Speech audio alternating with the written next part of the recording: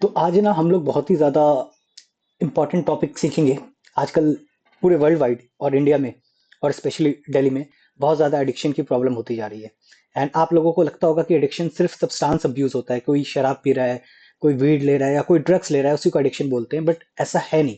कोई social media का भी एडिक्शन हो सकता है, पोर्नोग्राफी का भी एडिक्शन हो सकता है। तो समझेंगे कि एडिक्शन होता क्या है, क्या-क्या कारण है जो लोग एडिक्ट बन जाते हैं, कुछ लोग नहीं बनते हैं। एंड मोस्ट इंपॉर्टेंट जो कॉन्सेप्ट हम समझेंगे कि ब्रेन की केमिस्ट्री में क्या होता है एडिक्शन के दौरान। तो हम लोग स्टार्ट करते हैं आज का टॉपिक। एंड एडिक्शन का मैंने सबसे पहले यहाँ पर डेफिनेशन लिखा है कि एडिक्शन एक क्रॉनिक डिसफंक्शन है। क्रॉनिक मतलब लॉन्ग टर्म के बाद होने वाला डिसफंक्शन है, जिसमें ब्रेन का रिवॉर्ड सिस्टम जो होता है, क्या है रिवॉर्ड सिस्टम को समझेंगे, वो खत्म हो जाता है। ब्रेन का रिवॉर्ड सिस्टम क्या हो जाता है, चलो खत्म हो जाता है। और हम बात करें कि एडिक्शन कितने टाइप का होता है, तो आपने अगर सोचते हो कि सिर्फ ड्रग का एडिक्शन होता है तो गलत सोच रहे हो। एडिक्शन दो टाइप के होते हैं। अगर किसी सब्सटेंस का अब्यूज कर रहा है कोई इवन कोई मेडिसिन जो प्रिस्क्राइब नहीं की गई है और वो कंज्यूम कर रहा है, तो वो भी सब्सटेंस अब्यूज के अंदर आएगा। अल्कोहल सब्सटेंस अब्यूज के अंदर आएगा, वीड सब्सटेंस अब्यूज के अंदर आएगा, कोकेन सब्सटेंस अब्यूज के अंदर आएगा। ये सारे खतरनाक ड्रग्स है। और एक होता है बिहेवियर के बेसिस पे एडिक्शन। बिहेवियरल एडिक्शन बोलते हैं उसको। इसमें क्या होता है कि इंसान किसी बिहेवियर के हिसाब से एडिक्ट हो जाता है, गैम्बलिंग में एडिक्ट हो जाता है, शॉपिंग करने में एडिक्ट हो जाता है। तो एडिक्शन क्या होता है? It occurs when we become unable to stop a behavior or substance use। जब किसी बिहेवियर को हम रोक नहीं पाते हैं या किसी सब्सटेंस यूज को हम रोक नहीं पाते हैं, जिसके वजह से हमारी daily life, health, relationship, wellbeing, ये सारी चीजें खराब होती हैं, तो उसी को क्या बोलते हैं? एडिक्शन। आप तो समझ रहे होंगे अल्कोहल, ड्रग्स का तो समझ रहे होंगे। लेकिन अगर किसी को शॉपिंग, जब भी उदास होता है वो शॉपिंग कर रहा है, उसका बजट नहीं है फिर भी वो बजट से बाहर का शॉपिंग कर रहा है, तो उसकी भी तो हेल्थ खराब होगी, उसकी भी तो लाइफ खराब होगी, सोशल लाइफ खराब होगी, बहुत सारी तरह से चीजें खराब होगी। तो एडिक्शन बेसिकली दो टाइप का होगा। एडिक्शन समझ में आया? ब्रेन के रिवॉर्ड सिस्टम को हैक हो गया है, सही से काम नहीं कर रहा है आपका रिवॉर्ड सिस्टम। ये क्या होता है इसको हम आगे समझेंगे थोड़ी देर के बाद। और आप किसी हैबिट को ब्रेक नहीं कर पा रहे हो, आप किसी हैबिट में लूप में फंसे हुए हो। आप रील देख रहे हो 10 मिनट देखा, फिर आप उसको देखते रह गए। 1 घंटा कब हो गया, 2 घंटा कब हो गया, पता ही नहीं चला। तो this is also a type of addiction. तो सबसे पहले हम टाइप ऑफ एडिक्शन को देखते हैं। तो टाइप ऑफ एडिक्शन में मैंने यहाँ पर सबसे पहले समझाया है, यहाँ पर मैं पेन चेंज कर लूं। सबसे पहले यहाँ पर समझाया है सब्सटेंस अब्यूज। किसी चीज का सब्सटेंस, किसी भी सब्सटेंस को अब्यूज कर रहा है। इवन सिगरेट स्मोकिंग हो सकती है, कोकेन हो सकता है, मैरिजुआना हो सकता है, अल्कोहल। कुछ लोग अल्कोहल कभी कभार पीते हैं तो दे आर नॉट एडिक्टेड, लेकिन जो रोज रोज पी रहे हैं दे आर एडिक्टेड। और अगर बिहेवियर एडिक्शन की बात करें, तो कुछ लोग इंटरनेट और गेम्स से दिन रात एडिक्टेड हो जाते हैं। आपने कई केसेस भी देखे होंगे जहां पर क्या हो रहा है कि बच्चों ने अपने पेरेंट्स को किल कर दिया पबजी के चक्कर में। तो और हजारों हजारों लाखों लाखों के कॉस्ट्यूम्स खरीद लिए किसी गेम्स के चक्कर में। तो these are a behaviour addiction. किसी किसी को उधार लेने की आदत हो जाती है, तो ये भी एक तरह का एडिक्शन है। किसी किसी को शॉपिंग करने की आदत होती है, रुक ही नहीं पाता है वो बेचारा। ये स्पेशली गर्ल्स के केस में होता है। कोई लोग अपने जिंदगी से इतने स्ट्रेस में रहते हैं कि अपने पूरा दिन रात वो उन्हें काम ही दिखता है, वर्क वर्क वर्क, उसके अलावा कुछ नहीं दिखता है। कुछ लोग पागल हो जाते हैं लव में, आपने देखा होगा। लड़की ने मना कर दिया फिर भी वो उसी के पीछे पागलों की तरह सोचे जा रहे हैं। तो लव का भी एडिक्शन हो सकता है। कुछ लोग सेक्स एडिक्ट बन जाते हैं, मल्टीपल पार्टनर्स के साथ सेक्स कर रहे हैं। कुछ लोगों को, ये बहुत खतरनाक है, गैम्बलिंग। कुछ लोगों को जुए की बहुत लत लग जाती है, कसिनो जाना एंड ऑल दैट। कुछ लोग डिप्रेस्ड हो जाते हैं तो बहुत ज्यादा खाना खाते हैं, फूड एंड ईटिंग। ठीक है। कभी कभी कुछ लोग एक अपने पार्टनर पे इतने ज्यादा डिपेंडेंट हो जाते हैं। अभी आपने एक केस भी आया था कि एक हस्बैंड ने सुसाइड कर लिया बिकॉज उसकी जो वाइफ थी वो, उनकी डेथ हो गई थी। तो को डिपेंडेंसी भी क्या है, एक तरह का बिहेवियरल एडिक्शन है। तो आप बेसिकली एडिक्शन सिर्फ और सिर्फ ड्रग्स का नहीं हो सकता है, बिहेवियर का भी एडिक्शन हो सकता है। और जो ब्रेन में केमिस्ट्री चल रही है वो एग्जैक्टली सेम है। तो ब्रेन में क्या केमिस्ट्री चल रही है वो हम आगे देखेंगे। उसके बाद कुछ कॉमन मिथ ऑफ एडिक्शन की बात करें, जैसे कि एक सिंपल सा एग्जांपल देता हूं, अभी आपको जस्ट दिया कि आप रील देखने की सोचिए, आपने एग्जाम टाइम चल रहा है, आपने 10-15 मिनट स्क्रॉल कर लिया, फिर आपको मालूम है कि उसे बंद करना है, लेकिन फिर भी आप स्क्रॉल किए जा रहे हो, रील स्क्रॉल किए जा रहे हो, आप सोशल मीडिया पे लगे हुए हो, स्नैपचैट पे लगे हुए हो, आप चाहते हो रोक दो लेकिन आप नहीं रोक पा रहे हो। तो ये भी एक मिथ है। ये भी क्या है, एक तरह का एडिक्शन का प्रॉब्लम है। आप बोलते हो आप एडिक्टेड नहीं हो, लेकिन आप एडिक्टेड हो क्योंकि आप उस चीज को रोक नहीं पा रहे हो। कुछ लोग बोलते हैं कि हमारा विल पावर जो है वो बहुत ही स्ट्रांग है, हम जब चाहे क्विट कर सकते हैं। वो ये सालों साल तक बोलते रह जाते हैं जब चाहे क्विट कर सकते हैं, लेकिन वो क्विट नहीं कर पाते हैं। ये सब्सटेंस अब्यूज के केस में बोल रहे हैं। तो ये भी एक तरह का क्या है भाई, एडिक्शन है। कॉमन मिथ पे हम और आगे जाके बात करेंगे, लेकिन यहाँ पर एक डेटा यहाँ पर मैंने हाईलाइट किया है, तकरीबन 210 मिलियन पीपल पूरी दुनिया में, तकरीबन 21 करोड़ लोग जो पूरी दुनिया में क्या है, वर्ल्ड वाइड सफर कर रहे हैं सब्सटेंस अब्यूज से। 21 करोड़ बहुत ज्यादा होता है। और बिहेवियरल एडिक्शन का डेटा तो हमारे पास है ही नहीं, तकरीबन 50 से 75 करोड़ होने चाहिए, क्योंकि बिहेवियर के हिसाब से आज के जनरेशन जो है, जेंजी बोलते हैं इसको, वो सारे के सारे क्या है, ज्यादातर एडिक्टेड है सोशल मीडिया और रील से। ठीक है, तो ये आप हमने बात कर ली कि कितने तरह के एडिक्शन होते हैं, कितने टाइप के लोग सफर कर रहे हैं, बहुत ज्यादा ह्यूज नंबर है। अगर एडिक्टेड लोग ज्यादा होंगे तो सोसाइटी सही से फंक्शन नहीं कर पाएगी। तो आपने देखा होगा, मैं एक सिंपल सा केस बताता हूं आपको, कि आपने देखा होगा कभी होता है कि ग्रुप सर्कल था, उन्होंने ड्रिंक करा, नॉर्मली ड्रिंक करा, फिर कुछ लोगों ने महीने भर तक ड्रिंक नहीं करा, फिर दोबारा कोई पार्टी हुई, ड्रिंक कर लिया, फिर तीसरी बार 2-3 महीने के बाद पार्टी हुई, ड्रिंक कर लिया। तो इनको एडिक्टेड पर्सन नहीं बोलेंगे। एडिक्शन इज अ डिजीज, मैं आपको समझाऊंगा, एडिक्शन इज अ डिजीज, ये एक कंडीशन नहीं है, एक डिजीज है। ये सब लोगों में नहीं होता है, जेनेटिक फैक्टर भी होता है। लेकिन कुछ उन्हीं में से कुछ दोस्त होते हैं, जैसे ही एक बार पिया, उन्होंने दूसरी बार पिया, तीसरी बार पिया, वो रोज रोज शराब पीने लग गए। तो ये बोलेंगे इनके पास कुछ ना कुछ जेनेटिक फैक्टर ऐसे थे जो इस इंसान को एडिक्टेड बना सकते हैं। इसलिए इस इंसान को दोबारा उस तरह, अगर ऐसा फील हो कि मैं रोज रोज कंज्यूम करने लग रहा हूं, तो उसको एक डिजीज है जिसका नाम है एडिक्शन, उसको रोकना चाहिए। और यही चीज बिहेवियरल एडिक्शन में भी हो सकता है। तो अभी अपन लोग क्या डिस्कस करेंगे कि जो कुछ पीपल एडिक्टेड क्यों होते हैं और कुछ पीपल एडिक्टेड क्यों नहीं होते हैं, why some people become addicted and why some people don't. तो यहाँ पर देखो, मैंने एक डायग्राम बनाया है। देखो, नॉन एडिक्टेड पर्सन भी यहाँ पर देखो कंज्यूम कर रहा है अल्कोहल, लेकिन इसके आसपास देखो इमेज, सारी चीजें क्लीन है, सफाई में रह रहा है, कोई डिप्रेशन की चीजें इसको चेहरे पे नहीं दिख रही है। लेकिन ये भी देखो कितनी शराब की बोतल इसने फेंक रखी है, और ये एकदम डिप्रेस सा लग रहा है, कोई भी रूम एकदम शैबी है। तो इसको बोलेंगे एडिक्टेड पर्सन, और इसको बोलेंगे नॉर्मल लाइफ को एंजॉय कर रहा है। तो there is some kind of error in his brain, not error, some kind of genetic factor plays a role here. तो यही बात यहाँ पे लिखी है कि जो कहानी आपको मैंने समझाई कि कुछ दोस्त रोज शराब पीने लग जाते हैं और कुछ दोस्त महीने और कैजुअली शराब पीते हैं। और शराब के अलावा डियर ड्रग्स भी हो सकता है, ड्रग्स इवन मैरिजुआना हो सकता है, कोकेन हो सकता है, एम्फेटामिन्स हो सकते हैं, बहुत सारे ड्रग्स हो सकते हैं। तो क्या क्या कारण है, why do some people get addicted why others don't? तो इसमें सबसे पहला कारण जो होता है, इसमें मैंने आपको एक्सप्लेन किया है, बायोलॉजिकल कारण होता है। क्या है बायोलॉजिकल कारण? जेनेटिक्स। जेनेटिक्स क्या होता है कि जो माँ बाप से आपको जीन मिल रहे हैं, तो 50% लोगों के केस में जेनेटिक एक कारण बनता है एडिक्शन का। यानी जिनको एडिक्शन है उसमें 50% लोगों में देखा गया है कि उनके जीन में वो कैरी ऑन हो रहा था। जी, अब बोलेंगे कि सब में, बहुत सारे लोगों में जीन में कैरी ऑन होता है, तो सब एडिक्टेड क्यों नहीं हो जाते हैं? तो आपने तभी देखा होगा कि माता पिता शॉर्ट हाइट के होते हैं, लेकिन अचानक से उनके बच्चे शॉर्ट हाइट के नहीं होते हैं। तो जो जीन कैरी होता है सिर्फ माता पिता से नहीं होता है, हमारे हजारों जनरेशन से जो जीन आ रहे हैं वो पूरा नेक्स्ट जनरेशन में पहुंचता है, फाइनल जनरेशन में पहुंचता है। तो ये एक कारण हो सकता है।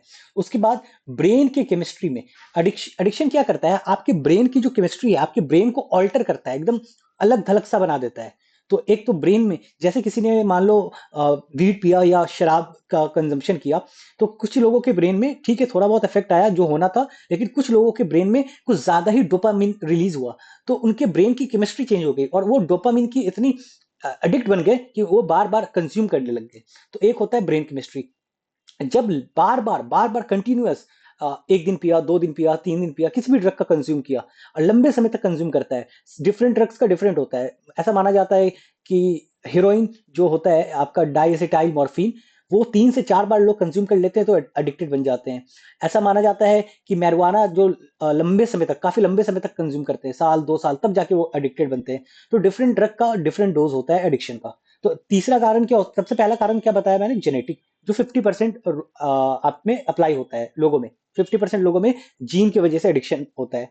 दूसरा ब्रेन केमिस्ट्री, जैसे कोई सब्सटेंस लेता है, ब्रेन में कुछ केमिकल प्रोड्यूस होते हैं, कुछ लोगों को वो केमिकल्स बहुत ज्यादा भा जाते हैं और कुछ लोगों को उतना इफेक्ट नहीं करते हैं।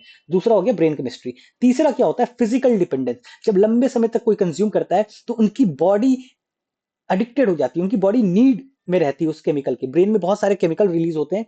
मान लो पहले x amount of chemical release हो रहा था, तो उनकी बॉडी को एक्स अमाउंट में जीना में मजा आने लग गया। फिर धीरे धीरे उनको एक्स अमाउंट में जीने में मजा नहीं आएगा, इसको डिटेल में बात करेंगे। उनको और 2x चाहिए और 3x चाहिए, तो अमाउंट इंक्रीज करते रहेंगे। इसको बोलते हैं physical dependence. Long term use से क्या हो जाता है, फिजिकल डिपेंडेंस।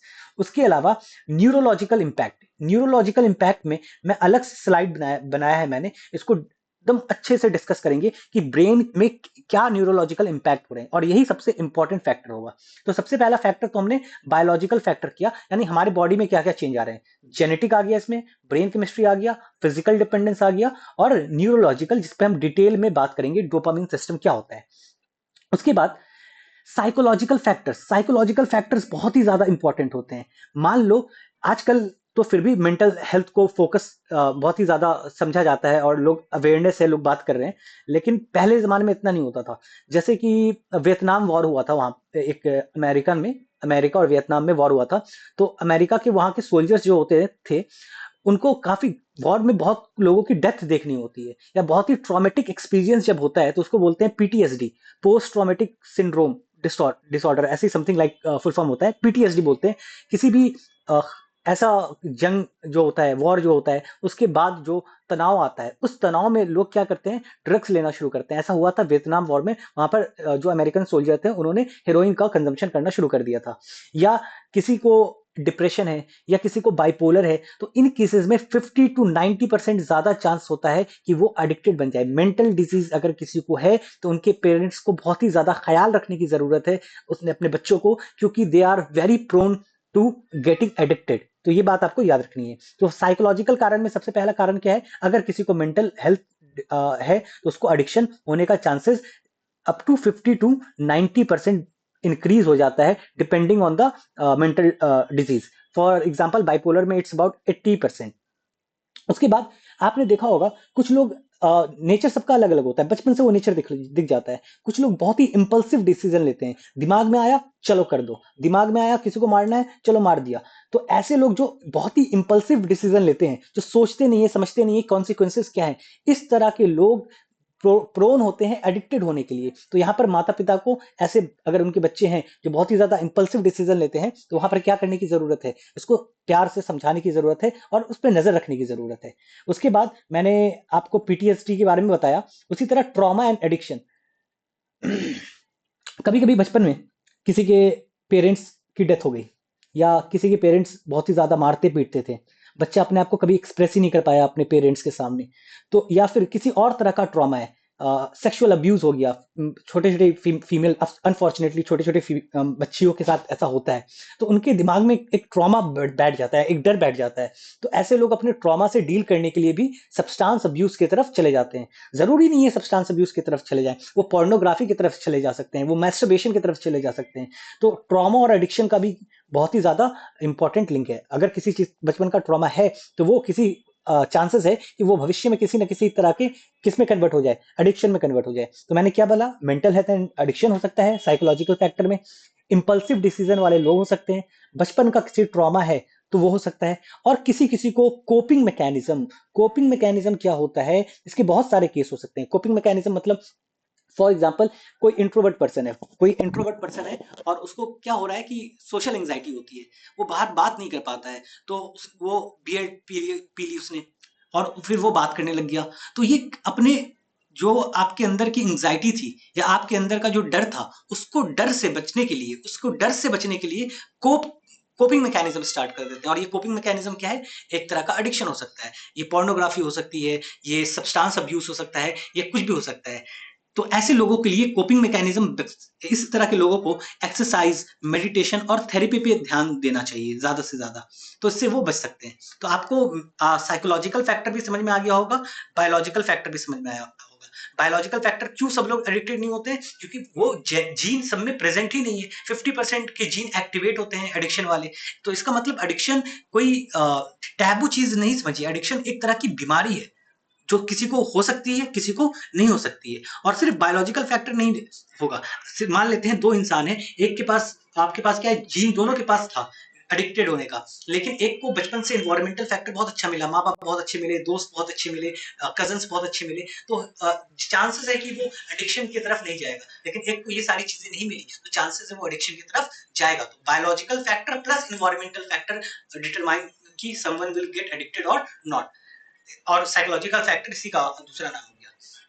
तो दो फैक्टर बताए। अब इन्वायरमेंटल फैक्टर में क्या है कि अब जो मैंने आपको थोड़ी देर पहले बताया, फैमिली अपब्रिंगिंग, अगर फैमिली ने बहुत अच्छे से पाला पोसा, इज्जत दी, प्यार से समझाया, बातों को समझा, अब्यूजिव नहीं थे, मारना पीटना नहीं था, तो वो बच्चा जो है चांसेस है कि वो कम एडिक्टेड होगा।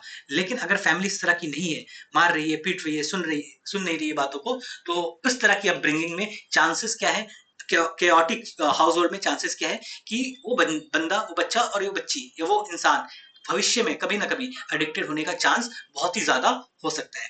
कभी कभी स्कूल का माहौल खराब होता है। फॉर एग्जाम्पल हमारे सरकारी स्कूल का माहौल जो होता है हमारे इंडिया में जनरली, वो ज्यादा अच्छा नहीं होता है। तो वहां पर छोटी उम्र से, मैं काफी सालों से बच्चों को पढ़ा रहा हूँ, तो मैंने देखा है वहां पर छोटी उम्र से सिक्स के बच्चे, नाइन्थ के बच्चे, they are into some kind of substance abuse. तो वो अब बच्चे तो 9th क्लास के 10th क्लास के बच्चे होते हैं, तो ये छोटे छोटे बच्चों को ये स्कूल में भी आदत लग जाती है दोस्तों से। दोस्त वहां पर प्रेशर डालते हैं कि हम सब पी रहे हैं, हमें तो कुछ नहीं हो रहा है, बट उस उम्र में तो कुछ नहीं हो रहा है, but after a prolonged use it will harm a lot. तो क्या है भाई, peer pressure and social influence. आजकल तो सोशल मीडिया पे भी लोग अलग अलग तरह को चीजों को प्रमोट कर रहे हैं। उसके बाद चीजों को आसानी से मिलना। अब पहले क्या होता था, चीजें आसानी से अवेलेबल नहीं थी। आज के जमाने में अनफॉर्चुनेटली इवन इन दिल्ली दो ड्रग जो बच्चों में मैं देख रहा हूँ बहुत ज्यादा कॉमन हो चुका है।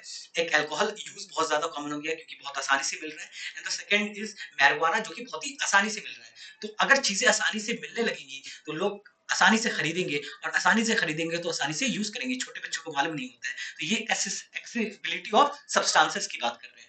उसके बाद सबसे इंपॉर्टेंट कारण, आप अपने आसपास देखिए, जो गरीब तबके के लोग होते हैं, जो कूड़ा उठाते हैं, या जो प्लम्बर होते हैं, या जो छोटे मोटे काम करते हैं, बेसिकली जिनको समाज उतनी इज्जत नहीं देती है लेकिन बिल्कुल देनी चाहिए। तो अगर इकोनॉमिक प्रॉस्पेरिटी नहीं है, धन नहीं है, तो उनके लाइफ में वैसे ही मायूसी होती है। तो जो जिनके पास पैसों की कमी है, जिनकी सोशल स्टेटस ज्यादा अच्छी नहीं है, तो वो भी क्या बन सकते हैं, एडिक्टेड बन सकते हैं। तो सोशियो इकोनॉमिक स्टेटस, ये हमने कौन सा, हमने कितने डिस्कस कर लिए। हमने बायोलॉजिकल फैक्टर क्यों होता है, जेनेटिक्स, ब्रेन केमिस्ट्री, आदत हो जाती है बार बार कंज्यूम करने से। उसके बाद न्यूरोलॉजिकल को हम डिस्कस करेंगे, सॉरी। साइकोलॉजिकल फैक्टर में बहुत इंपॉर्टेंट क्या है भाई, मेंटल हेल्थ। मेंटल अगर कोई डिसऑर्डर है, मेंटल हेल्थ डिसऑर्डर, तो उससे हो सकता है डिप्रेशन, एंग्जाइटी। एंग्जाइटी से बचने के लिए बहुत सारे लोग इस्तेमाल करते हैं। कोई इंपल्सिव डिसीजन लेता है तो उससे भी हो सकता है। बचपन का trauma will cause addiction. And coping mechanism, अपने अंदर के फियर को, अपने अंदर के एंग्जाइटी को, अपने अंदर के डर को, इन सारी चीजों को बचने के लिए लोग ये स्टार्ट कर देते हैं। उन्हें अब ये इस तरह के बच्चे जो होते हैं, इस तरह के इंसान जो होते हैं, उन्हें आइडिया नहीं होता है कि वो किस दलदल में जा रहे हैं। दलदल क्यों बोल रहा हूँ ये आगे आपको बताऊंगा, क्योंकि it will impact whole body including brain. And environmental factor में सबसे पहले फैमिली आ गई, दोस्तों का पीयर प्रेशर आ गया, और आसानी से सब्सटेंस मिलना आ गया, और गरीबी अगर है तो आप वहां पे जहां जहां गरीबी देखी गई है वहां पे ड्रग का यूज भी ज्यादा अच्छे से देखा गया है। आई होप यहां तक आपको चीजें समझ में आई होंगी। अब देखो कि एडिक्शन होता क्या है, स्टेजेस क्या है। तो सबसे पहले एक बार इनिशियल यूज करेगा, एक्सपेरिमेंटेशन, चलो ट्राई करके देखते हैं। उसके बाद ट्राई करने के बाद क्या करेगा, वो रेगुलर यूज करना शुरू करेगा। क्या रेगुलर, कि कभी कभार एक बार ट्राई किया, फिर 3 4 5 6 दिन या 1 महीने के बाद ट्राई किया, फिर 1 महीने के बाद जो ड्यूरेशन था वो 20 दिन का ड्यूरेशन हो गया, फिर 15 दिन का ड्यूरेशन हो गया। तो जैसे जैसे ड्यूरेशन कम होता जाएगा, वो रेगुलर यूज से कैसा बनता जाएगा, रिस्की यूज बनता जाएगा। और यहाँ जब अब रिस्की यूज में क्या है, अब रोज वो ड्रग ले रहा है, किसी भी तरह का ड्रग हो सकता है, वो अल्कोहल ले रहा है। तो जब रोज अल्कोहल लेगा तो उसका परफॉर्मेंस, जो वर्क परफॉर्मेंस है, वो क्या होगा, खत्म होगा। रिलेशनशिप क्या होगा, बर्बाद होना शुरू हो जाएगा। और वो रिस्की बिहेवियर, वो अपने आप को सेल्फ हार्म करना भी शुरू कर सकता है। तो सबसे पहले यहाँ पर मैंने एक पाई चार्ट बनाया है। इनिशियल यूज, फिर बार बार लेगा तो अब्यूज किया, जब बार बार अब्यूज किया तो उसकी बॉडी टॉलरेट करने लग जाएगी। पहले 1 ग्लास शराब पीता था तो अब उसको 1 ग्लास शराब में मजा नहीं आएगा, वो दोबारा 2 ग्लास पिएगा, 3 ग्लास पिएगा। तो यार क्योंकि उनकी बॉडी टॉलरेंस लेवल पे पहुंच गई है, झेलने लग गई है। और फिर जब 3 गिलास पीने लगेगा काफी समय तक तो उसको 4 गिलास चाहिए होगी। तो इससे क्या डिपेंडेंस हो गई, अब इसको 4 गिलास 5 गिलास चाहिए। अब वो टॉलरेंस, पहले तो टॉलरेंस आदत हो गई है, अब डिपेंडेंस का मतलब क्या है कि अब वो उसके बिना रह नहीं पा रहा है। तो डिपेंडेंस हो गई, रहना छोड़, उसके बिना उसको जिंदगी बहुत मुश्किल हो जाएगी। और फिर एक ऐसा स्टेज आएगा कि वो एडिक्शन का स्टेज आ जाएगा, जब वो सब्सटेंस के बिना डेली फंक्शन भी नहीं कर पाएगा, अपने डेली लाइफ के वर्क को नहीं कर पाएगा। उसके बाद अगर मान लो वो कोशिश करेगा छोड़ने की, कुछ दिन छोड़ा उसने, अब उसको बंद किया, लेकिन वापस किसी ना किसी तरह से वो क्या कर लेगा, 1 हफ्ते के लिए ब्रेक ले लिया, 1 महीने के लिए ब्रेक ले लिया, 6 महीने के लिए इवन ब्रेक ले लेते हैं लोग, 2-2 साल तक ब्रेक ले लेते हैं। लेकिन एक बार अगर एडिक्टेड बन गए तो बहुत मुश्किल होता है रिलैप्स को रोकना। रिलैप्स आता ही आता है, यानी वो दोबारा स्टार्ट कर देता है। और फिर ये कहानी चलती जाएगी। तो आपको स्टेजेस समझ में आ गया, एक बार इस्तेमाल करेगा इनिशियल यूज, फिर अब्यूज करेगा, अब्यूज करते करते उसकी बॉडी टॉलरेट करने लग जाएगी, टॉलरेंस लेवल पे पहुंचेगा, टॉलरेंस लेवल पे अब बॉडी डिमांड करेगी। अब वो अगर नहीं कंज्यूम करेगा वो पर्टिकुलर ड्रग, तो अब वो क्या करेगा, डिमांड करेगी बॉडी, और डिमांड करेगी तो ऐसा कंटिन्यू होता रहा तो इसी फेज को एडिक्शन बोलते हैं। और जब वो छोड़ने की कोशिश करेगा और दोबारा पिएगा या कंज्यूम करेगा कोई भी चीज है तो उसको क्या बोलेंगे, रिलैप्स। तो ये एक स्टेजेस ऑफ एडिक्शन है। अब हम बात करेंगे कि इफेक्ट ऑफ एडिक्शन क्या क्या हो सकता है। तो the effect of addiction on physical health, सबसे पहले हम बात कर रहे हैं फिजिकल हेल्थ पे क्या क्या एडिक्शन होगा। आपके ऑर्गन डैमेज होना शुरू करेंगे। अगर someone is smoking lot of cigarettes और smoking some kind of weed, तो उसके साथ क्या होगा, उसकी लंग्स पे इफेक्ट जाएगा, उसके हार्ट पे इफेक्ट जाएगा, कार्डियोवास्कुलर हेल्थ खराब हो जाएगी। अगर कोई समवन इज कंज्यूमिंग अल्कोहल तो उसके लिवर पे इफेक्ट जाएगा। उसके बाद उसके ब्रेन की केमिस्ट्री की तो लग जाएगी, उसमें मैं डिटेल में बात करूंगा। इम्यून सिस्टम वीक हो जाएगा, बार बार वो बीमार होगा, क्योंकि वो बार बार उसके दिमाग में सिर्फ ड्रग्स के बारे में चलेगा, क्योंकि वो कौन से लेवल पे पहुंच गया है, डिपेंडेंस लेवल को क्रॉस कर चुका है, वो एडिक्शन पे पहुंच गया है। एडिक्शन पे पहुंच गया है तो इस स्टेज में वो खाना पीना सब कुछ कम कर देता है। उसको सिर्फ और सिर्फ क्या दिखता है, वो उसको सिर्फ और सिर्फ वो नशा या वो ड्रग दिखता है जो वो करता आ रहा है। न्यूट्रिशन की, अब क्योंकि खा नहीं रहा है तो उसको न्यूट्रिशन की कमी होगी, और क्योंकि बहुत ज्यादा स्मोकिंग कर रहे हैं लोग तो हो सकता है दांत भी खराब होना शुरू करे, और पेन सेंसिटिविटी भी घट जाती है। अच्छा, और बात करते हैं और क्या इफेक्ट होता है एडिक्शन का। तो सबसे पहले चिल्ड्रन पे इम्पैक्ट होता है, छोटे छोटे अगर छोटे बच्चे कर रहे हैं तो उनकी जिंदगी तो खराब हो गई। उसके बाद ऐसे लोगों के साथ लोग ट्रस्ट नहीं करते हैं। आप अगर आप बच्चे किसी ने स्टार्ट किया है अभी तो इसको जितना जल्दी हो सके छोड़ दो, या कोई भी आपके एज में कोई भी एज ग्रुप का अगर इसने स्टार्ट किया है तो आपकी जो दोस्त होंगे, रिलेटिव होंगे, इवन पेरेंट्स होंगे, आप पे भरोसा नहीं करेंगे।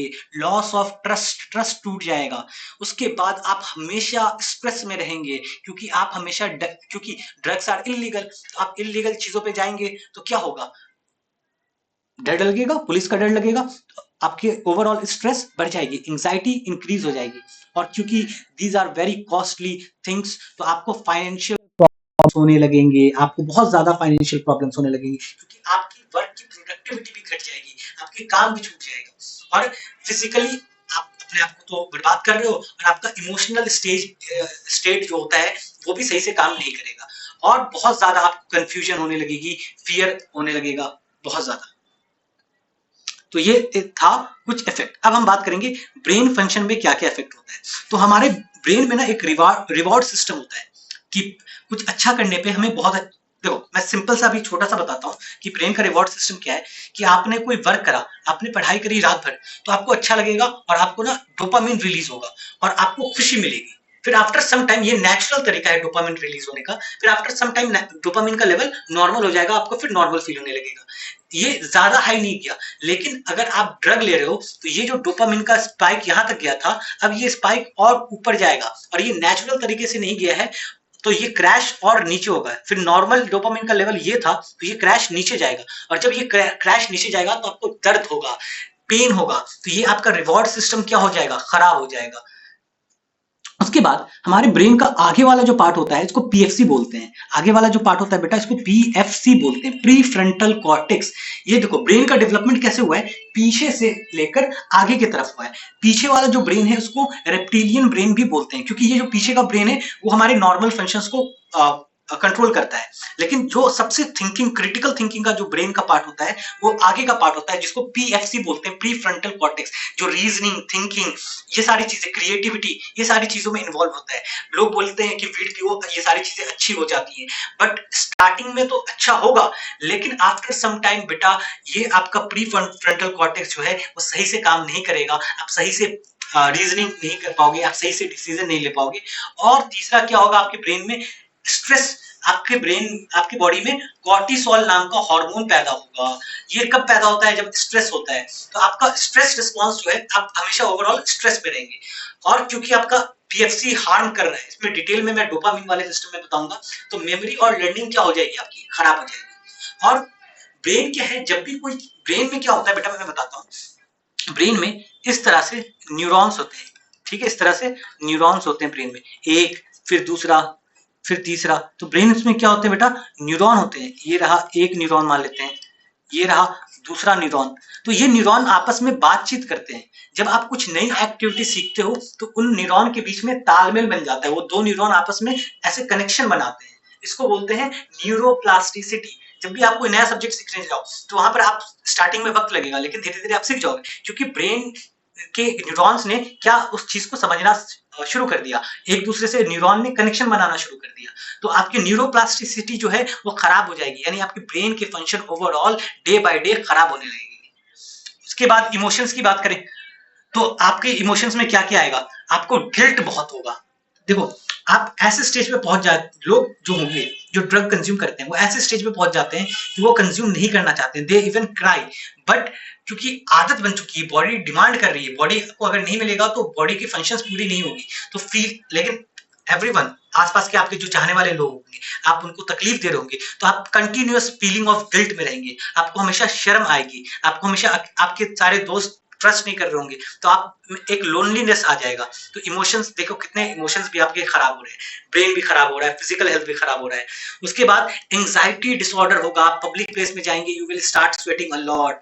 उसके अलावा और क्या हो सकता है, ये एंजाइटी डिसऑर्डर सब्सटेंस यूज से होता है, नॉट अ बिहेवियरल। और ये एक साइकिल बन जाएगा, आप इस साइकिल से निकलना बहुत ही मुश्किल होगा। कैसे इससे निकलेंगे, वी विल डिस्कस ऑल्सो। उसके बाद रिलेशनशिप में क्या क्या इफेक्ट हो सकता है, ट्रस्ट इशू हो सकते हैं, ठीक है, फाइनेंशियल इशू हो सकते हैं, रिस्पॉन्सिबिलिटी आप सही से नहीं निभाओगे। उसके अलावा और क्या हो सकता है, कॉन्फ्लिक्ट, आपके पार्टनर के साथ कॉन्फ्लिक्ट बहुत होगा, आप अब्यूसिव बन जाओगे। तो ये सारी चीजें आपके रिलेशनशिप को भी हार्म करेगी, आपकी रिलेशनशिप भी खत्म हो सकती है, not in romantic relationship, even आपके फ्रेंड्स, इवन आपके brothers, sisters, and even sometimes parents भी आपसे दूर हो जाएंगे अगर लॉन्ग टर्म आप इस तरह के हालत में रहेंगे, या इस तरह के लोग जो ड्रग में रहते हैं। तो देखिए कितना हार्मफुल ये सारी चीजें हैं, इससे बचना बहुत ही ज्यादा जरूरी है। और आजकल के, मैंने स्कूल में बहुत साल पढ़ाया है, तकरीबन 9 से 10 साल स्कूल के बच्चों को पढ़ाया है, 11-12 को, तो मैं जानता हूँ कि आजकल पिछले 3-4 सालों में ये सारी चीजें बच्चों में बहुत ही ज्यादा इंक्रीज हो रही है। इकोनॉमिक इफेक्ट में क्या होगा, एम्प्लॉयमेंट लॉस हो जाएगा, आपका एजुकेशन खराब हो जाएगा, आपके हेल्थ, बीमार ज्यादा हो गए तो हेल्थ पे ज्यादा खर्च करना होगा। तो ये सारी चीजें थी। अब देखो, अब तो अब मान लिया कि कुछ ना कुछ तो दिक्कत है, अब सबसे पहले समझेंगे साइकिल क्या है एडिक्शन का। तो मान लो कोई क्या करना चाह रहा है, कुछ कारण होते हैं कि जिसकी वजह से ये इंसान बाहर नहीं निकल पाता है। सबसे पहले आपको क्या करना है साइकिल को ब्रेक करने के लिए, प्रॉब्लम को पहचानिए, आप किस कारण के वजह से, कोई ना कोई ट्रिगर पॉइंट होता है। ट्रिगर पॉइंट मतलब कि वो एक चीज हो गई आपके लाइफ में और आप दोबारा आपने कंज्यूम करना शुरू कर दिया जब आप क्विट करना चाह रहे हैं। तो सबसे पहले आपको पहचानना होगा कि क्या प्रॉब्लम है, अपने आप को सेल्फ अवेयरनेस, मेडिटेट करिए, अपने आप को पहचानिए आप में क्या कमी है, why do you consume something. तो सबसे पहले आपने सेल्फ अवेयरनेस की वजह से आप अपने आप को रिकॉग्नाइज करेंगे, पहचानेंगे क्या प्रॉब्लम है। उसके बाद आपको क्या करना है, पहचान ली प्रॉब्लम, क्या पहचान ली, अब आप अगर एडिक्टेड लेवल पे पहुंच गए, आप अगर स्टार्टिंग के लेवल पे हैं, जैसे कि आपने जस्ट कंज्यूम करना शुरू किया है, तो आप आराम से छोड़ सकते हैं। लेकिन आपका, मैंने भी बताया था, डिपेंडेंस के बाद आपका एडिक्शन वाला लेवल, तो आपको प्रोफेशनल हेल्प लेना होगा। You have to talk to your parents. उसके बाद you have to go to rehabilitation centre और टॉक टू डॉक्टर, आपको डॉक्टर से मिलना होगा। उसमें डॉक्टर में क्या होता है कि थेरेपी होती है, वो थेरेपी में आपसे साइकोलॉजिस्ट बात करेगा, आप अपने प्रॉब्लम को नहीं समझ पा रहे हैं, आपने क्यों स्टार्ट करा नहीं करा, तो वो साइकोलॉजिस्ट समझेगा और आपको एक व्यू देगा, पॉइंट ऑफ व्यू देगा। आप उस पॉइंट ऑफ व्यू को समझे और अपने ऊपर काम करें। फिर भी ये काम नहीं कर रहा है तो फिर आपको रिहेबिलिटेशन सेंटर जाना है। उसके बाद आप बहुत हाई लेवल पे आप एडिक्टेड हो गए, मतलब कुछ लोग उठते के साथ उठे और शराब पी रहे हैं, सोने से पहले शराब पी रहे हैं, तो ये बहुत हाई लेवल। तो आपको तो रिहेबिलिटेशन जाना ही जाना है, लेकिन आपको, क्योंकि आप नॉर्मल लोगों के साथ अब फंक्शन नहीं कर पा रहे हैं, तो आपको एडिक्शन कम्युनिटी होती है, वहां पर एक दूसरे की प्रॉब्लम्स लोग शेयर करते हैं, कैसे उन्होंने अपने आप को एडिक्शन से निकाला। तो उस ऐसा लगता है कि वहां जाके कुछ नहीं होगा, बट वहां आपको जाना चाहिए और उन सपोर्ट ग्रुप में होना चाहिए। जैसे नारकोटिक्स के लिए नारकोटिक्स एनोनिमस होता है। यहाँ पर क्या है बेसिकली, ये एनोनिमस एनोनिमस सॉरी, यहाँ पर क्या होता है, आपकी आइडेंटिटी को कोई नहीं बताता है, आपकी आइडेंटिटी हाइड रहती है, कोई किसी की आइडेंटिटी को डिस्क्लोज नहीं करता है। तो आप ऐसे ग्रुप में, कम्युनिटी ग्रुप में जा सकते हैं।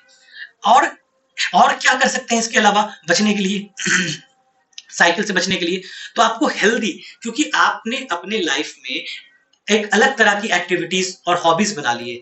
आपकी पूरी जिंदगी जो एडिक्टेड लेवल पे अगर पहुंच गए, तो आपकी पूरी जिंदगी उठते के साथ सोते के साथ आप how do you take drugs और इसी चीजों में चले जाएंगे, क्योंकि आपके पास काम धंधा भी नहीं होगा, तो आप पैसे इंतजाम करने में लगे हुए, आपको चाहिए ही चाहिए ड्रग्स। तो आपको ये पुराने हैबिट को ब्रेक करके लाइफ में नए हैबिट स्टार्ट करना होगा।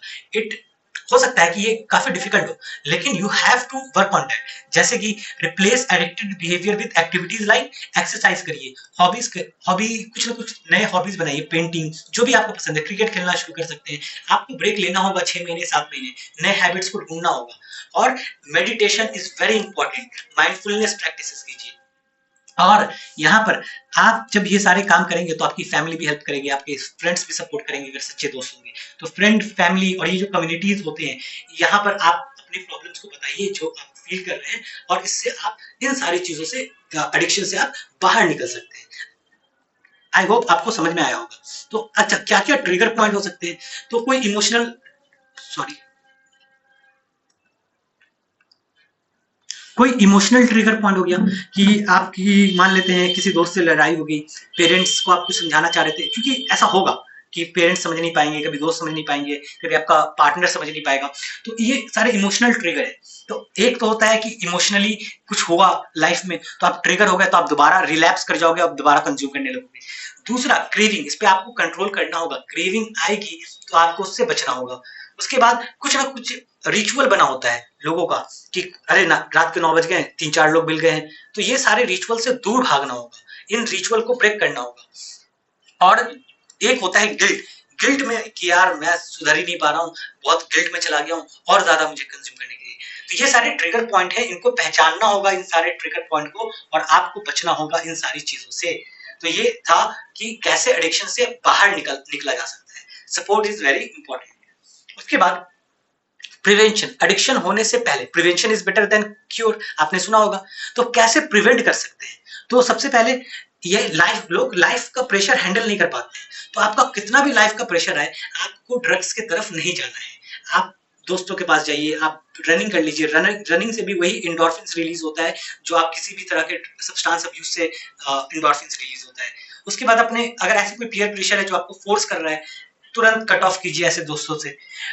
डेवलप क्लोज फैमिली टाइज, अपने जो भी एडिक्शन वाले लोग होते हैं, ज्यादातर अपने फैमिली से क्लोज नहीं हो पाते, they don't share their problem. तो क्या करना है भाई, अपने फैमिली के साथ टाइज को वापस से रीबिल्ड करने की कोशिश करनी है।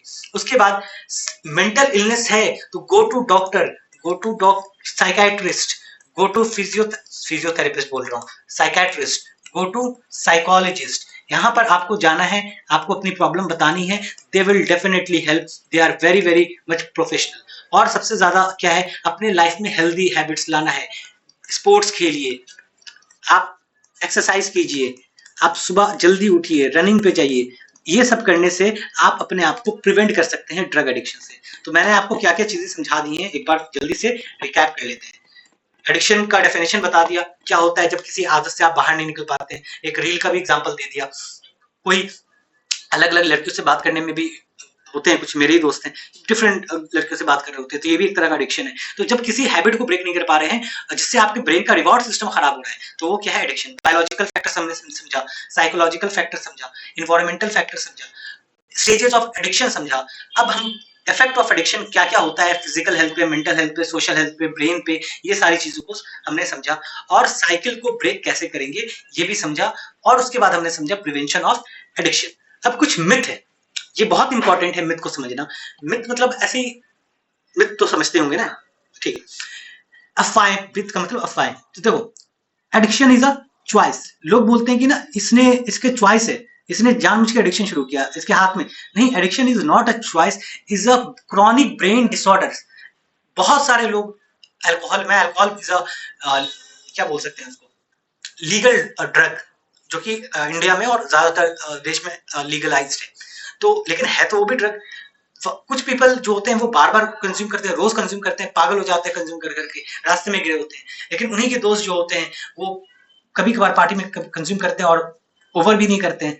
तो क्या है, तो कहीं ना कहीं it is a chronic disorder, एक तरह का ब्रेन का डिसऑर्डर है। पहले इसको ब्रेन का डिसऑर्डर नहीं माना जाता है।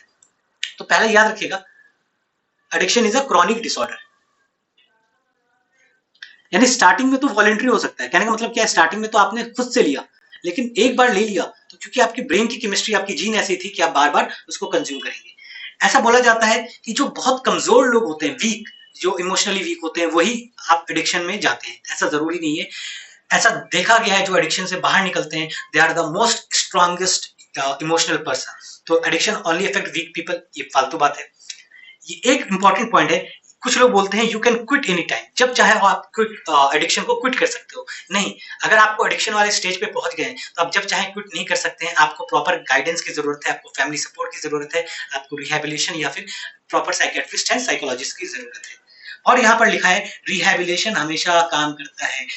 मैं कह सकता हूँ बहुत सारे लोगों के लिए काम करता है। अगर खुद वो बंदा चाहे तो काम करता है, लेकिन अगर फोर्सफुली इसको रिहेबिलिटेशन में छोड़ा जाता है तो वहां पर रिहेबिलिटेशन फील कर सकता है। तो रिहेबिलिटेशन हमेशा काम नहीं कर सकता है। अगर आपने एक बार कंज्यूम करना छोड़ दिया तो it's your daily struggle to fight with this problem कि I don't want to consume any more. Treatment और मिथ की बात करें तो लोग बोलते हैं ट्रीटमेंट, इसकी एडिक्शन की कोई ट्रीटमेंट की जरूरत नहीं है, बहुत ज्यादा जरूरत है ट्रीटमेंट की। उसके बाद you should never be forced to rehab. नहीं भाई, अगर कोई नहीं जा रहा है तो फोर्सफुली लेके जाओ। There is no point if you haven't hit rock bottom. बोल रहा है कि तुम नीचे जिंदगी में चले गए हो, तुम्हारे पास घर जॉब सब कुछ चला गया है, एकदम नीचे आ गए हो, फिर भी ऐसा नहीं मानना है कि तुम वापस खड़े नहीं हो सकते, वापस तुम उठ सकते हो। तो there is always a hope. All the treatment centre are the same नहीं। जो कुछ ट्रीटमेंट सेंटर प्रोफेशनल नहीं होते, कुछ बहुत ही ज्यादा प्रोफेशनल होते हैं, साइंस टाइप होते हैं। तो आपको अगर एक अच्छा ट्रीटमेंट सेंटर नहीं मिल रहा है तो try different one, you will get out of this. मैं ये बोल रहा हूँ उन लोगों के लिए बोल रहा हूँ जो इन सब में फंसे हुए, जो इन सब में नहीं फंसे हुए वो सीखे इन सारी चीजों से।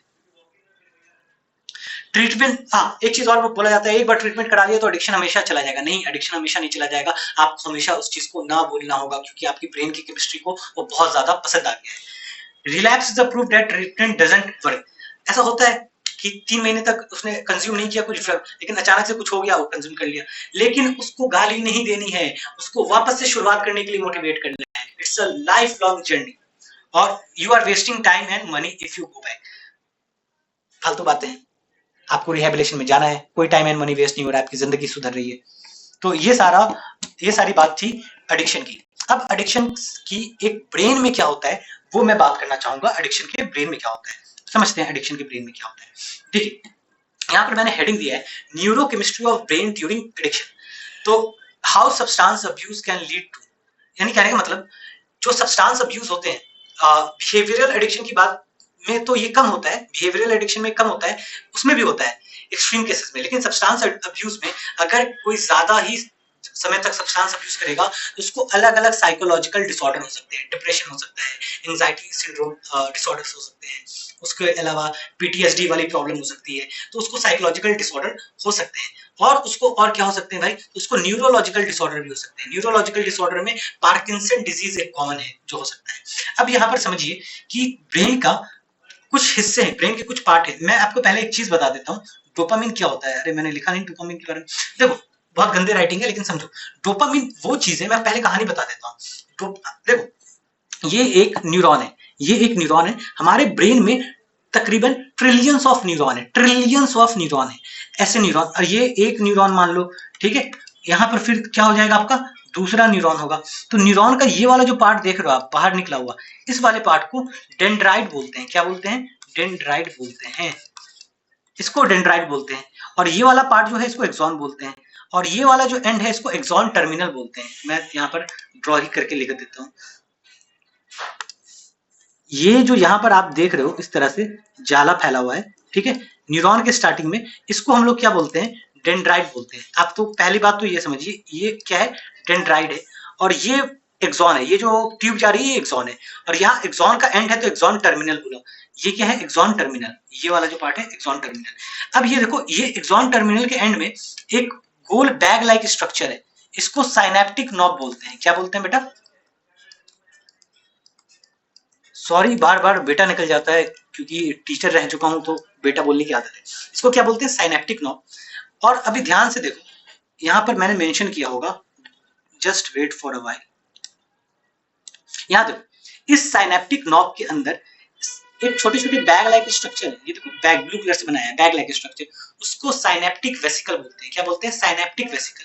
और इसके अंदर कुछ केमिकल पाए जाते हैं, उस केमिकल को न्यूरोट्रांसमीटर बोलते हैं। क्या बोलते हैं? न्यूरोट्रांसमीटर। ये बहुत तरह के होते हैं, जैसे कि डोपामीन होता है, गाबा होता है, एसिटाइल कोलिन होता है, सेरोटोनिन होता है, बहुत तरह के होते हैं। तो होता क्या है कि ब्रेन में एक न्यूरॉन, ये मान लेते हैं एक न्यूरॉन है, और ये मान लेते हैं दूसरा न्यूरॉन है, तो ये दो न्यूरॉन आपस में बात करते हैं। कैसे बात करते हैं? ये साइनेप्टिक नॉब दिखाया आपको, इसमें से साइनेप्टिक नॉब, मान लो ये न्यूरॉन इंफॉर्मेशन कैरी कर रहा है, रुक जाओ मैं समझाता हूँ। मान लो यहां से इंफॉर्मेशन जा रही है, इंफॉर्मेशन जा रही है, और ये इंफॉर्मेशन साइनेप्टिक नॉब पे पहुंच गई। अब ये जो करंट के फॉर्म में इंफॉर्मेशन, ब्रेन न्यूरॉन में करंट के फॉर्म में इंफॉर्मेशन जाती है, तो यहाँ पर ये न्यूरॉन और ये दूसरा न्यूरॉन, इनके बीच में गैप है। तो क्या है, इस न्यूरॉन से इस न्यूरॉन तक इंफॉर्मेशन को जाना है, तो यहाँ पर से केमिकल निकलेगा। कौन सा केमिकल? न्यूरोट्रांसमीटर। हमारा फोकस किस न्यूरोट्रांसमीटर पे होगा? डोपामिन पे होगा। हमारा फोकस किस पे होगा? डोपामिन। और ये न्यूरोट्रांसमीटर जब यहाँ पे देखो, यहाँ देखो, यहां से न्यूरोट्रांसमीटर निकलेगा, यहां से न्यूरोट्रांसमीटर निकलेगा, और ये देखो, ये आपका एक साइनेप्टिक नोड और ये दूसरा डेंड्राइट है ना। तो यहां से न्यूरोट्रांसमीटर निकलेगा, ये देखो इस बैग में से, और ये रिसेप्टर पे बाइंड करेगा। किस पे बाइंड करेगा? रिसेप्टर पे। अब सुनो, अब ये डोपामिन करता क्या है? बहुत ही इंपॉर्टेंट काम करता है डोपामिन। ये रिस्पॉन्सिबल है मोटिवेशन के लिए, डिजायर के लिए, प्लेजर के लिए, मूवमेंट के लिए, चीजों को परसीव करने के लिए, यानी बहुत वाइड इंपॉर्टेंट फंक्शन है, ठीक है। अब ये डोपामिन का दो सोर्स है, एक हेल्दी सोर्स और एक बैड सोर्स। बैड सोर्स मतलब सब्सटेंस अब्यूज। अब समझो डोपामिन कैसे काम करता है। जब भी आप हम जब हंटर गैदरर थे, तो हमारे पास हम खाना, मान लो मैं हंटर गैदरर था, तो मैं खाना लेके आ गया, हंट करके लाया कुछ, और उसको खाने की कोशिश कर रहा हूँ, धीरे धीरे खाना खत्म होने लगेगा। जब मैं हंट करके लाया तो मेरे ब्रेन के अंदर बहुत सारा डोपामिन रिलीज हुआ, और मुझे बहुत अच्छा लगा, और मैं खाना लेके आया, खाना खाया, बहुत अच्छा लग रहा है। उसके जैसे जैसे खाना खत्म होने लगेगा, मेरे ब्रेन का डोपामिन कम हो जाएगा। जैसे ही मेरे ब्रेन का डोपामिन कम हुआ, तो मेरे ब्रेन में धीरे धीरे डोपामिन रिलीज होगा। वो डोपामिन धीरे धीरे रिलीज हो रहा है, क्यों हो रहा है? ताकि वो मोटिवेट करे कि जाओ और हंटिंग करो, और जब और हंटिंग करके आऊंगा तो डोपामिन बहुत सारा रिलीज होगा, फिर धीरे धीरे कम होगा। तो यानी डोपामिन कैसे काम करता है कि मान लो ये ग्राफ है, तो यहां देखो, अभी अच्छे तरीके से मैं बता रहा हूं कि गुड वे में कैसे काम करता है। जैसे आप, डोपामिन का ना एक नॉर्मल लेवल होता है, कभी आप खुश होते हो, कभी उदास होते हो, तो मोटिवेशन की वजह से होता है ऐसा। तो डोपामिन का लेवल मान लेते हैं कभी यहाँ पर है, कभी यहाँ पर है, इस तरह से डोपामिन का लेवल है। कभी कभी डोपामिन का लेवल ऊपर चला गया, कभी कभी फिर जब ऊपर जाता है तो थोड़ा सा डोपामिन का लेवल नॉर्मल बेस लाइन से नीचे भी जाता है। यहाँ समझो क्या बोल रहा हूँ मैं, आपको अच्छे से समझा दूंगा। ये बेस लाइन कहलाएगा। ये क्या कहलाएगा? Base line. यानी डोपामिन आपका इसी में कभी ऊपर कभी नीचे जाएगा, तो कभी ज्यादा खुश, कभी कम खुश, कभी ज्यादा मोटिवेटेड, कभी कम मोटिवेटेड, ठीक है। आपने कुछ ज्यादा अच्छा मेहनत किया, आपने साल भर मेहनत करी और आपने 90% लेके आए, तो फिर यहाँ पे आपका डोपामिन का लेवल और ऊपर जाएगा। लेकिन ये बेस लाइन को बहुत ऊपर जाएगा, लेकिन हेल्दी वे में आपने मेहनत किया तो ये नीचे बेस लाइन यहीं तक जाएगा, बेस लाइन के नीचे नहीं जाएगा, अगर जाएगा तो बहुत कम जाएगा, ठीक है। तो थोड़ा सा आप कम मोटिवेटेड हो गए, फिर पढ़ना शुरू कर दोगे तो फिर अप डाउन होता जाएगा। आप जिम करते हो तो डोपामिन का लेवल ऊपर जाता है, तो ये हेल्दी है। आप अपने आप को ठंडे पानी से नहाओगे तो डोपामिन का लेवल ऊपर जाएगा, ये हेल्दी है। तो आपको मोटिवेशन मिलेगी काम करने की, और फिर जब मोटिवेशन मिलेगी काम करोगे तो आपके दूसरे न्यूरोट्रांसमीटर भी रिलीज होंगे जो आपको खुश करेंगे। ये तो नॉर्मल केस हुआ। लेकिन क्या होता है कि समझो अब डोपामिन बनता कहाँ है, तो एक वेंट्रल टेगमेंटल एरिया होता है, वीटीए बोलते हैं। ये वीटीए प्राइमरी रीजन है जहां पर डोपामिन बनता है, ब्रेन का एक प्राइमरी। अब डोपामिन बनता क्या है पहले ये समझो। यहाँ पर देखो डायग्राम में, ये वाला जो रीजन देख रहे हो, ये वाला रीजन, ये वाला, ये रीजन वीटीए, यहाँ पर डोपामिन बनेगा। और ये डोपामिन कहाँ जाएगा, तो ब्रेन के 3 पार्ट में जाएगा। न्यूक्लियस एकम्बेंस, प्रीफ्रंटल कॉर्टेक्स बताया था आगे वाला एरिया, और एमिगडेला। एमिगडेला क्या होता है, हमारे इमोशन को कंट्रोल करता है। एमिगडेला क्या करता है, हमारे इमोशन, मूड कैसा है, हंस रहे हैं, दुखी हैं, ये सारी चीजों को कंट्रोल करता है। प्रीफ्रंटल कॉर्टेक्स किसको कंट्रोल करता है, आपके रीजनिंग को, क्रिटिकल थिंकिंग को, अच्छे जो भी आप अच्छा डिसीजन लेते हो ना, जो पॉजिटिव डिसीजन होता है वो प्रीफ्रंटल कॉर्टेक्स लेता है। और न्यूक्लियस एक्टिवेशंस क्या होता है, रिवॉर्ड सेंटर होता है। यहाँ पर आपको रिवॉर्ड मिलता है। रिवॉर्ड कैसे मिलता है वो बाद में बताऊंगा। अभी पीएफ बना कहां पर, वीटीए में बना। वीटीए आपको यहाँ पर दिख रहा है डायग्राम में, ये रहा आपका वीटीए, ये रहा वीटीए। वीटीए में डोपामिन बना आपका, और वो कहां पर गया, न्यूक्लियस एकम्बेंस में, जो रिवॉर्ड सेंटर है, भी समझाता हूँ। पीएफसी में गया तो पीएफसी में अच्छे डिसीजन लोगे, क्योंकि क्रिटिकल थिंकिंग, रीजनिंग, लॉजिक, ये सब यहाँ पर आता है। और एमिगडेला में इमोशन को रेगुलेट करेगा। ठीक है, तो डोपामिन किसके लिए इंपॉर्टेंट है, मोटिवेशन के लिए, प्लेजर के लिए, और बिहेवियर के लिए। अब देखो काम की चीज,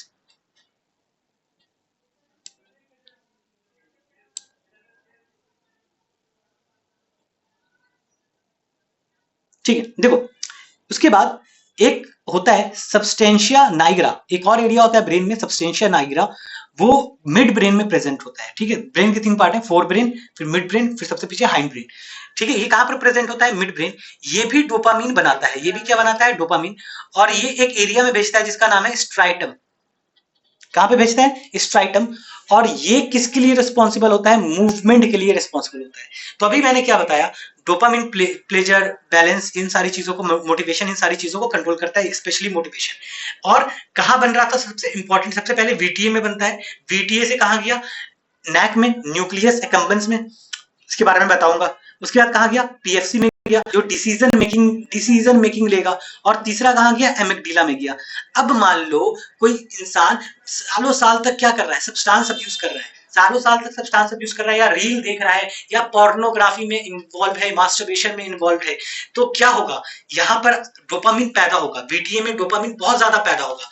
और वो कहां जाएगा, न्यूक्लियस एकम्बेंस में। वहां पर क्या होगा बताऊंगा। प्रीफ्रंटल कॉर्टेक्स में बहुत ज्यादा जब डोपामिन जाएगा तो रैशनल डिसीजन नहीं लोगे। कोई भी ड्रग एडिक्ट रैशनल डिसीजन लेता है, नहीं लेता है। किसी भी ड्रग एडिक्ट सही से डिसाइड नहीं कर पाता है क्या सही क्या गलत, कुछ भी डिसीजन लेता रहता है, जब लंबे समय तक एडिक्टेड लेवल पे पहुंच जाता है। तो पीएफसी खराब हुआ, पीएफसी खराब हो रहा है या नहीं, सही से सोच नहीं पाएगा। उसके बाद एमिगडाला, ये इमोशन को कंट्रोल करता है। पता नहीं आपने देखा है या नहीं, ड्रग एडिक्टेड लोगों को, वो क्या करते हैं, बहुत ही ज्यादा इमोशनल होते हैं। अरे तेरा भाई ये कर देगा, तेरा भाई वो कर देगा, अजीब तरह से बातें करते हैं। उनका इमोशनल सेंटर खराब हो जाता है, क्योंकि एक्सेस ऑफ डोपामिन प्रोड्यूस हो रहा है जब आप ड्रग ले रहे हो। जब आप ड्रग ले रहे हो, मैं भी समझाता हूँ, ये आपका बेसलाइन लेवल था। हर ड्रग अलग अलग आपका डोपामिन का लेवल को बढ़ाता है। कॉफी 2 टाइम्स बढ़ाता है। उसके अलावा मैं आपको डेटा बता देता हूँ, कौन कितना टाइम बढ़ाता है।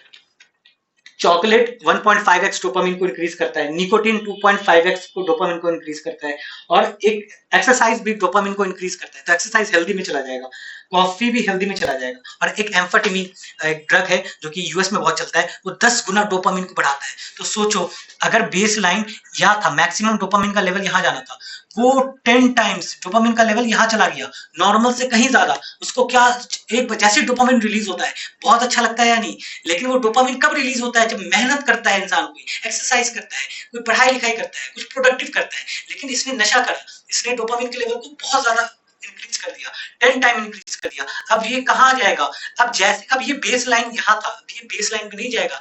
जब जितना ऊपर जाता है उतना ही फिर वो डोपामिन का क्रैश होता है, तभी तो उसको और दोबारा चाहिए होता है। तो अब इसका नॉर्मल जो बेस लाइन यहाँ था, वो बेस लाइन नीचे चला जाएगा। अब जब यहाँ पर था तो उसको बहुत अच्छा लगेगा, उसको प्लेजर फील होगा, क्योंकि डोपामिन का लेवल उसने बहुत ही ज्यादा फोर्सफुली इंक्रीज कर दिया। लेकिन फिर बाद में जैसे ही ड्रग का असर कम हुआ तो यहाँ पर डोपामिन का लेवल क्या हो गया, बहुत कम, तो यहाँ पर पेन होगा। तो अभी बताया था न्यूक्लियस एक्कम्बेंस, ये प्लेजर और पेन को क्या करता है, रेगुलेट। अगर ज्यादा डोपामिन तो प्लेजर, डोपामिन का लेवल बहुत कम तो पेन। अब बार बार कोई ड्रग लेगा तो यहाँ पर देखो, ध्यान से देखो, बार बार ड्रग लेगा कोई तो यहाँ देखो, यहाँ पर वेसिकल है या नहीं है, इसी वेसिकल में डोपामिन रहता है, तो धीरे धीरे डोपामिन क्या होने लगेगा, खत्म होने लगेगा। डोपामिन खत्म होने लगेगा तो जब वो नॉर्मल कंडीशन में ड्रग में नहीं होगा तो उसके प्रीफ्रंटल कॉर्टेक्स पे सही से डोपामिन नहीं आएगा, सही से मोटिवेशन उसका, तो क्या होगा भाई, डोपामिन की कमी हो गई तो मोटिवेशन बहुत कम हो जाएगा, मोटिवेशन कम हो जाएगा, प्लेजर कम हो जाएगा, ठीक है, उसको पेन ज्यादा महसूस होगा, फिर वो और ड्रग करेगा, तो ये लूप चलता रहेगा। आपको समझ में आया। तो यहाँ देखो, PFC is influenced by dopamine which help in controlling decision making, खराब हो जाएगी, अटेंशन खराब हो जाएगी, प्लानिंग खराब हो जाएगी, इंपल्सिव कंट्रोल भी क्या हो जाएगा बेटा, खराब हो जाएगा। उसके बाद यहाँ पर देखो, मैंने बोला था कि डोपामिन एक और जगह से रिलीज होता है, सब्सटेंशिया नाइग्रा, ठीक है, और ये कहां पर एक्ट करता है, स्ट्राइटम पे एक्ट करता है, और ये मूवमेंट को खराब कर देता है। तुमने देखा होगा कि जब जो ड्रग लेता है उसकी पूरी बॉडी हिलती रहती है, जो इंजेक्शन लगाते हैं उनकी पूरी बॉडी हिलती रहती है, हाथ हिलता रहता है, क्यों, क्योंकि उनका मूवमेंट क्या हो रहा है, जबरदस्ती बार बार डोपामिन लेने से उनका मूवमेंट खराब हो रहा है। इसी को क्या बोलते हैं, पार्किंसन डिजीज होने का चांस है, ठीक है। अब क्योंकि बार बार उसने क्या किया, डोपामिन को जबरदस्ती पैदा कर रहा है, और बार बार डोपामिन जितना ज्यादा पैदा होगा, डोपामिन जितना ज्यादा पैदा होगा उतना ज्यादा डोपामिन हाई जाएगा, उतना ज्यादा डोपामिन फिर नीचे जाएगा। इसको बोलते हैं डोपामिन क्रैश। डोपामिन की कमी हो जाएगी, डोपामिन की कमी हो जाएगी तो कुछ भी अच्छा लगना बंद हो जाएगा, इंसान को उदासी, डिप्रेशन आ जाएगा। जब डिप्रेशन लॉन्ग टर्म रहेगा तो एंजाइटी में कन्वर्ट हो जाएगा। समझ में आ रहा है। और भी एंजाइटी डिसऑर्डर हो सकते हैं, पैनिक अटैक आने लग सकते हैं। तो यानी कहने का मतलब, ड्रग करने से न्यूरोलॉजिकल डिसीज पार्किंसन दिखा दिया, ड्रग करने से डिप्रेशन होता है या नहीं होता अभी बताया। अच्छा, एक चीज रह गया, हाइपोथैलेमस। अब ड्रग करने वाले को सही से हाइपोथैलेमस पे भी डोपामिन इफेक्ट करता है। तो हाइपोथैलेमस क्या करता है, तुम्हारे भूख को, प्यास को कंट्रोल करता है। भूख प्यास खत्म हो जाती है ड्रग करने वालों की, तो आपके हार्मोन को कंट्रोल कौन करता है, हाइपोथैलेमस। तो बॉडी के हार्मोन का लेवल क्या हो जाता है, खराब हो जाता है। तो अलग अलग हार्मोनिक क्या होते हैं, डिसऑर्डर्स भी हो सकते हैं, थायराइड पैदा हो जाता है, और भी अलग अलग डिसऑर्डर पैदा हो सकते हैं। आई होप आपको समझ में आया होगा कि किस तरह से हमारे एडिक्शन काम करता है। अगर समझ में आया तो प्लीज कमेंट करके बताइएगा कैसा लगा और नहीं लगा।